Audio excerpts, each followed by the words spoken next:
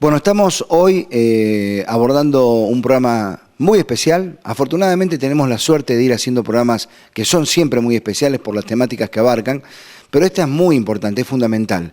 Estamos con la doctora Viviana Izaguirre, le agradezco desde ya, doctora, que nos reciba en su casa, fundadora de algo, como les decía, especial, bueno, fundadora de, justamente, y valga la redundancia, la Fundación Todo por Todos. Doctora, primero, gracias por recibirnos. No, gracias a ustedes por este espacio, muchas gracias. Bueno, le decía recién Fundación Todo por Todos, ¿no? ¿Cómo nació? Porque usted es la fundadora justamente de esto que se ha transformado en algo muy importante y que los hace conocer una historia de vida de otra gente, de otras provincias que normalmente nosotros pensamos que no existe y existe en nuestro país. Sí, bueno, esto nació en Río de Janeiro. Para la Jornada Mundial de la Juventud viajamos con mi marido y nuestros 2 hijos a ver al Papa Francisco y allí de casualidad conocimos una religiosa que, dada la vinculación que nosotros teníamos en ese momento, porque nuestros hijos estaban escolarizados con el Colegio Cae de la Misericordia, bueno, conocimos de casualidad ahí una religiosa de la misma congregación. El último día el más chico, Valentín, saltó la valla, estuvo muy cerquita del Papa, le tiró un mensaje, bueno, fue un momento muy lindo como familia. La cuestión es que al regresar, yo le dije a mi marido que me quedó con la inquietud esta de estas cosas que ha dicho el Papa, que era salir de las propias comodidades, cuidar las infancias y la tercera edad. Dentro de todas las cosas que dijo el Papa en esa jornada, eran como 3 cosas así que yo había puntualizado. Y que yo me había acordado de esta religiosa que se llama Betty. Bueno, era irrisorio pensar en algo porque yo estaba en Altagracia, la monja en el Chaco, no tenía cómo comunicarme. Bueno, cuestión que esta idea siguió dando vuelta en mi cabeza y ahí cerquita nomás me conseguí el teléfono, la llamé a una vecina, bueno, conversé con esta religiosa. Yo no tenía claro qué quería hacer todavía, sí yo sabía que yo quería ir. A los días vienen amigas a ver las fotos, a ver videos de Valentín, porque había estado cerca del Papa, era como la novedad. Y en el medio de todas esas fotos que teníamos una con Betty, con esta religiosa. Entonces me preguntaron que quién era. Y entonces yo le dije, es Betty, está en el Chaco y yo me voy ahora de misión. No sé, me salió esa palabra como podría haber dicho cualquier otra cosa o nada. La cuestión que de mis amigas, una me dijo, bueno, yo voy, y otra me dijo, dale, te acompaño. Bueno, había una embarazada, dijo, se rascaba la panza y dijo, bueno, yo no puedo, pero busquemos cosas. Eso fue en agosto y octubre de ese 2013 hacemos el primer viaje. Contraté una Traffic, dejé los asientos de las personas que íbamos y las llenamos de cosas que incluso nos ayudaron en el colegio acá a juntar las cosas. Cuando hice ese primer viaje ahí conocí lo que era el famoso impenetrable, que alguna vez había escuchado algo. Vi lo que era en primera persona la desnutrición, el que la gente no tenga agua, que no tenga un baño, que los niños lloren por un globo, porque ese día lloraron por un globo que se le había escapado a mi marido, le había inflado y se había roto. Vi una realidad y un costado de una Argentina que lloraba, realmente clamaba por ayuda y sobre todo lo que era salud, grandes distancias, ellos sin movilizarse. Y ahí yo vi toda esa realidad de ellos y las grandes falencias de lo que yo había llevado, porque yo había llevado 4 bolsas de consorcio con medicamentos que había traído del Allende, donde nada me había servido de lo que llevaba. Entonces era como una cosa tras la otra de aprender y darme cuenta de los errores que yo había cometido en este primer viaje. Y bueno, pero así comenzó Todo por Todos y de ahí en más seguimos trabajando. Uno siempre piensa, sabe uno igualmente, ¿no?, que hay una realidad así, hay un costado así de nuestro país, pero verlo y vivirlo, como fue en tu caso, te movilizó obviamente de una manera totalmente distinta al verlo, ¿no? Sí, sí, porque yo insisto en esto, yo sabía que existía el impenetrable, pero yo nunca me imaginé que la gente juntara agua en tachos, que la gente palizara pozos para lograr contener el agua cuando llovía. Entonces muchas veces con el transcurso de los años dicen, deben estar llenos de planes, y no tienen planes sociales, pues no tienen cómo salir a cobrarlo, y si lo cobran, ¿dónde van a comprar? Si están en el medio de la nada, en el medio del monte, y viven muchas familias. Entonces, cuando uno empieza a ver y conocer esas realidades en primera persona, escuchar las historias de ellos, que por cierto son muchas historias muy tristes, muy fuertes, de supervivencia, de querer salir, y tener una tristeza plasmada en los ojos porque saben que si salen, ¿a dónde van? ¿Con qué realidad? Gente que sufre por sus hijos, porque sus hijos ahí pueden hacer hasta la primaria nada más. Para hacer el secundario significa que ellos se tienen que salir del monte e ir a otro lugar, y muchas veces no tienen el recurso, no tienen dónde dejarlo para que ese niño pueda seguir estudiando. Entonces, sin lugar a dudas, cuando uno va a esos lugares, uno vuelve totalmente cambiado, con otra perspectiva de la realidad, y yo siempre digo, agradeciendo en sobremanera lo que uno tiene. Bueno, y a partir de ahí fue el puntapié inicial para un montón de cosas que después se fueron sucediendo y un montón de profesionales que se fueron sumando. Estamos hablando siempre de doctores, doctoras, veterinarios, veterinarias que se fueron sumando a todo esto. Sí, de a poco fui modificando.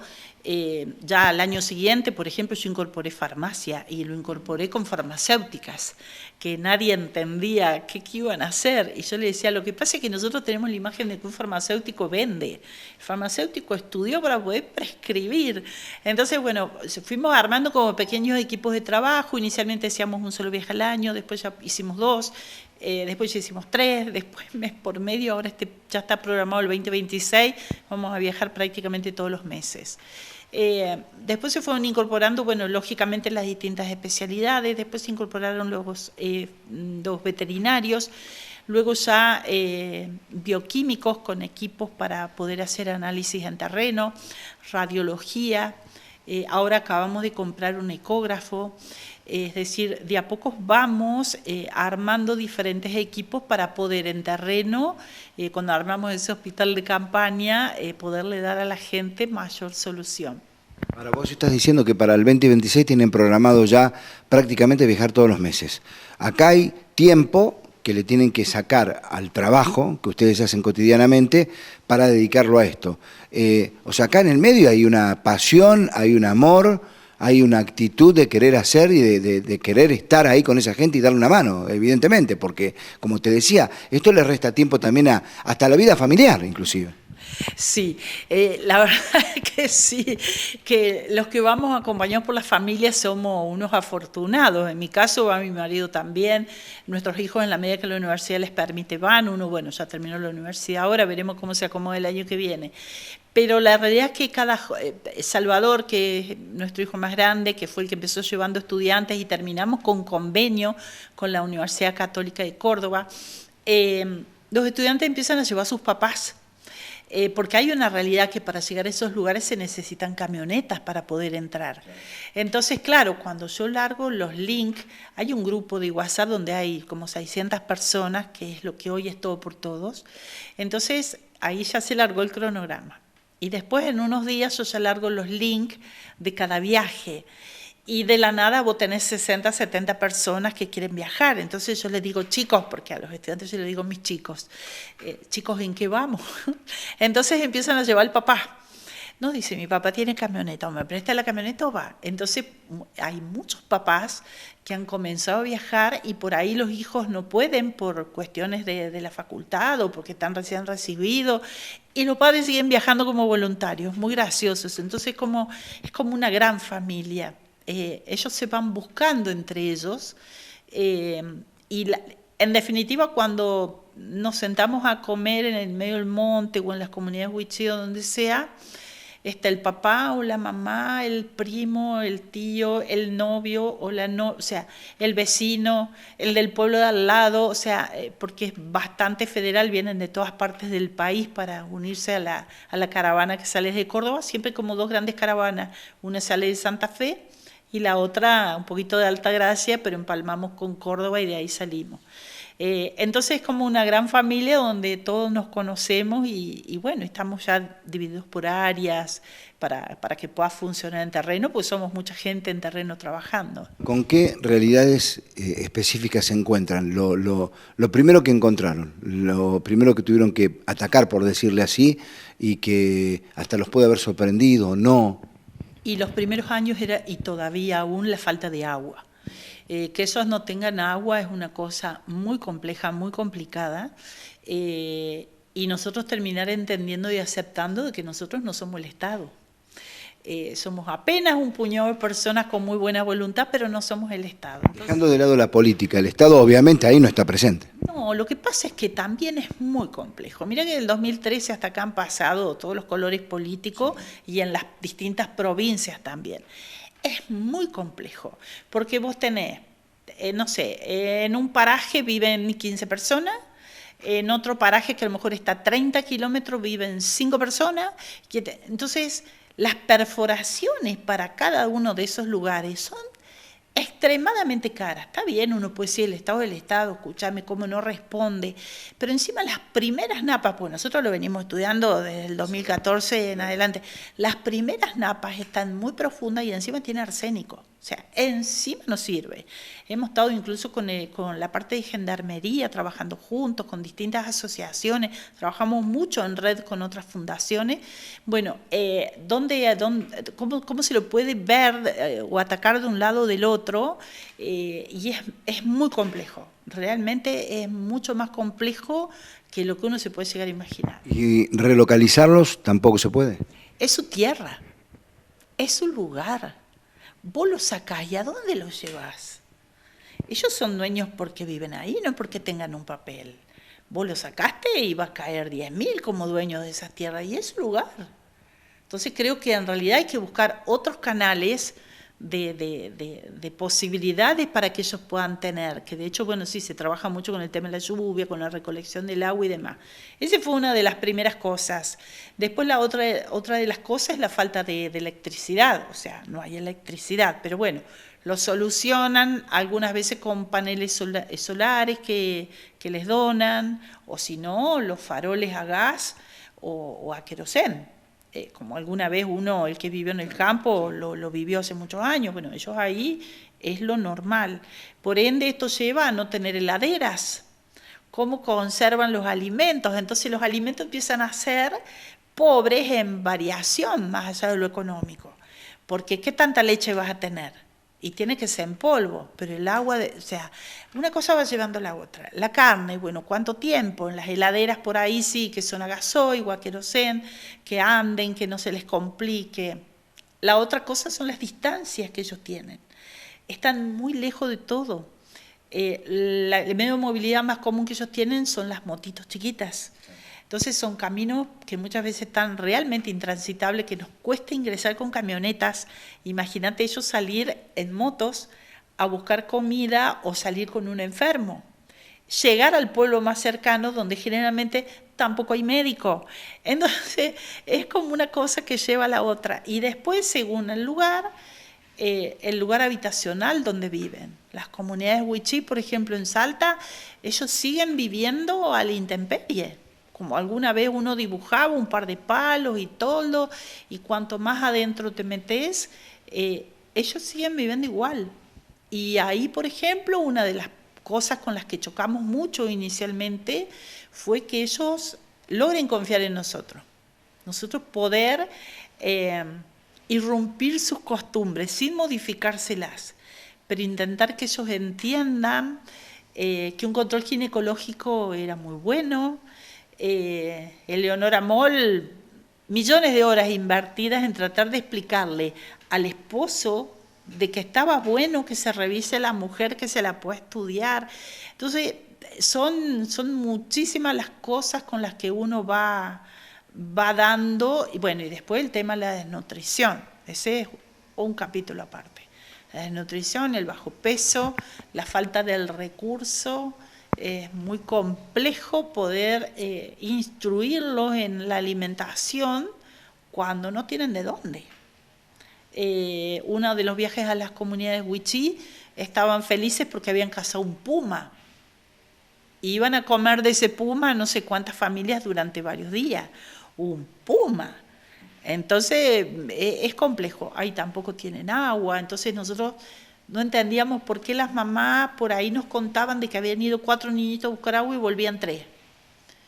Y vos decías, y el cuarto se lo llevó el río. ¿Y cómo que se lo llevó el río? Hasta que un día fuimos a conocer dónde estaba el río, y claro, es un barranco como de 10 metros. Entonces, con sogas bajan los baldes, intentan subir, por ahí ocurren los accidentes. Entonces, son la verdad que innumerables las cosas que uno va encontrando y que sobre la marcha intenta ir dando solución.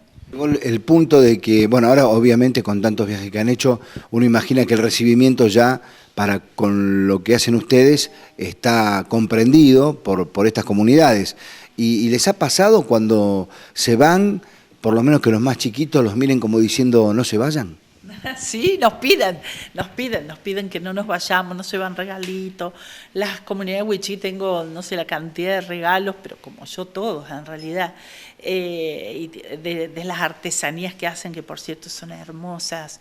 En Chaco, cada lugar tiene su particularidad. En Chaco, por ejemplo, bueno, y en los wichí, antes dime el tema de ahí, ellos nos regalan sus artesanías y nosotros, los voluntarios que viajan, la parte de logística, ellos organizan ollas populares. Entonces los mediodías se come con la gente, pero arman ollas para 100, 180, 200 personas, se laburan todos los voluntarios.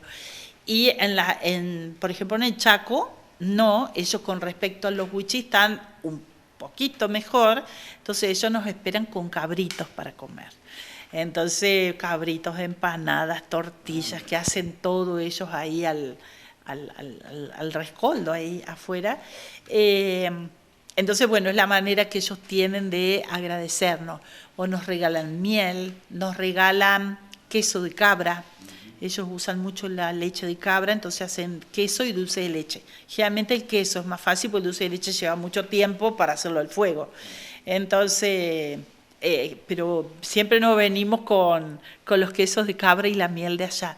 Y sí, ellos nos piden, nos dicen que cuándo vamos a volver. Y por ejemplo, lo que nos dejó la pandemia, que fue que durante un año no fuimos, nosotros le mandábamos medicación desde acá con camioneros.